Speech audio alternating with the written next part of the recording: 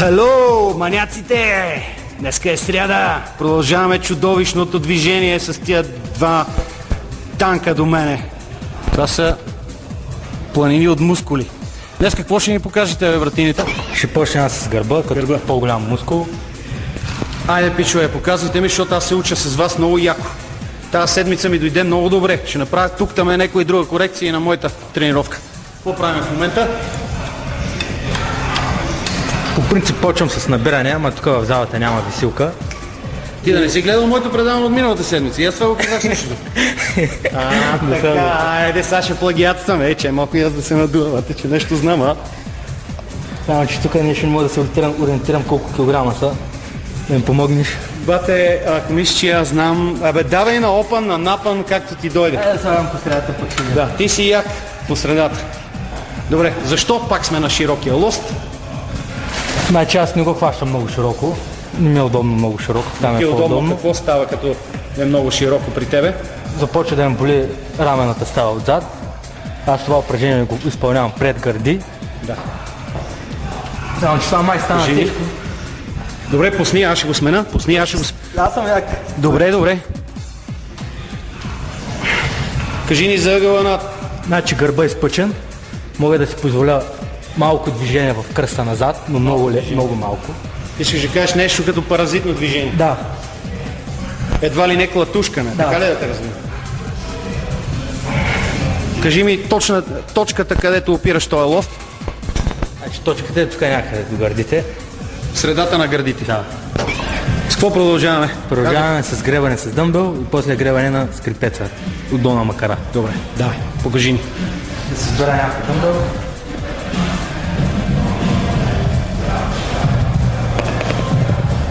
Айде, 20. Стойката е подобна като при кикбека за трицепс. Значи дъмбела, ако си позволя да го завъртя така малко, да не е така, лакътя ще ми се движи по-близо до тялото. Така гърба по-добре се натоварва. Иначе като е така и лакътя навън, движението отива в задното рамо.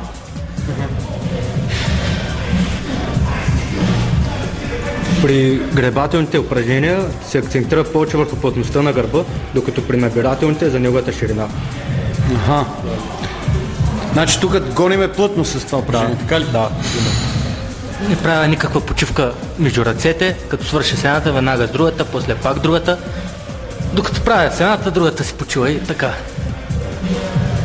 Покажи ни го как става този номер. Колко бързо сменяш ръцете. Така, дъмбел под петите, съм готов. Скоростта на упражнението?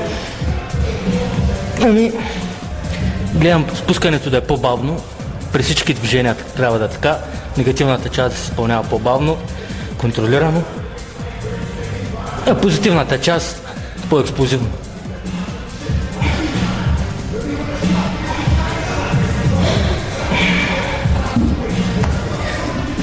И видите какво става с гърба.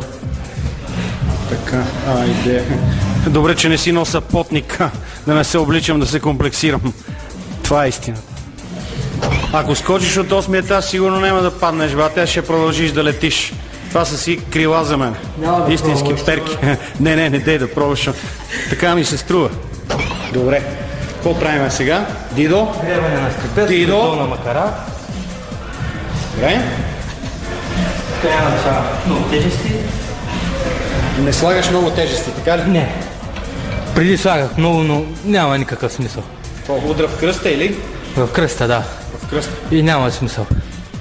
Преди на 100 кг съм тренирал, сега тренирам на 50 кг и същата работа. Ефекта, крайният резултат е един и същ, така ли? Много важно нещо. Гърба отново е изпъчен. Не стоя така неподвижен.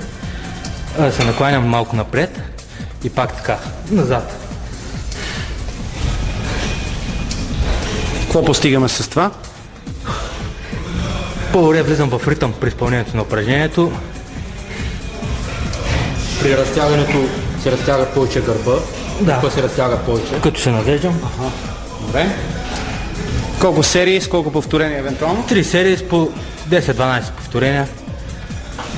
Жестоко.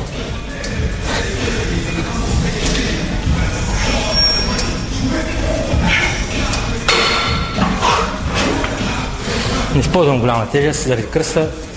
Ползвам колан, като при шангистите, ако реша да тренирам тежко. Да ме е по-стабилен кръста. Тук корема да им предпазва от херния и така нататък. Коланчето е задължително. Миналата седмица как се секнах с 50 кила на загревка на клекане, една седмица ходих като плужик. Така като баба Яга не мога да си изправя. На една тъпа загрявка, представяш си? Аз скоро си секнах кръста, защото да кажа не сега да си оправят общежитията, че леглата са много зле. Като легна и съм хамак сено. И не мога да сам стъмта. Жестоко, добре. То беше веселба. Казвай с какво досмазваме този гръб. Значи гърба е голям мускул, по-голям отколкото ръцете и рамената. 3 упражнения са малко, поне 4-5. 4-5? Уха! 4-5, да. Добре. И какво да покажа? Ще покажа тесен хват, набиране. Приведен назад.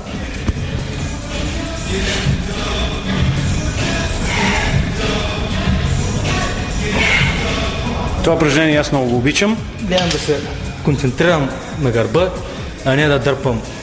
Целта ми не е да дърпам килограмите, целта ми е гърба да работи. Като го накарам да работи, той сам ще си тръпне килограмите. Отново стигаме до момента как изключваш бицепса от това упражнение.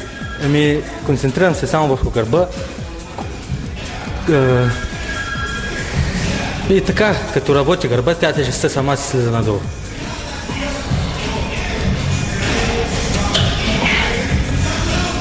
Обикновено след гръб, задното рамо и трапеца са вече загрети и пускам по 1-2 серии задно рамо, 1-2 серии трапец, рамената, предната част, страничната част, ги тренирам след гърдите, те вече са загрети, напъмпени, готови за работа и за тях отново 2-3 серии са напълно достатъчни. Така е много по-удобно, отколкото в отделен ден да идваш, да тренираш рамена, да не са ти загрети, да контузиш нещо и така нататък. Те са вече наполовина тренирани. Да. След тези големи мускули. Видяхте третия ден, какво ни показаха тия чудовища и за днес мисля, че стига достатъчно ли? Достатъчно. От тук с 300 от залата, нали? Повече нямаме работа в тази зала.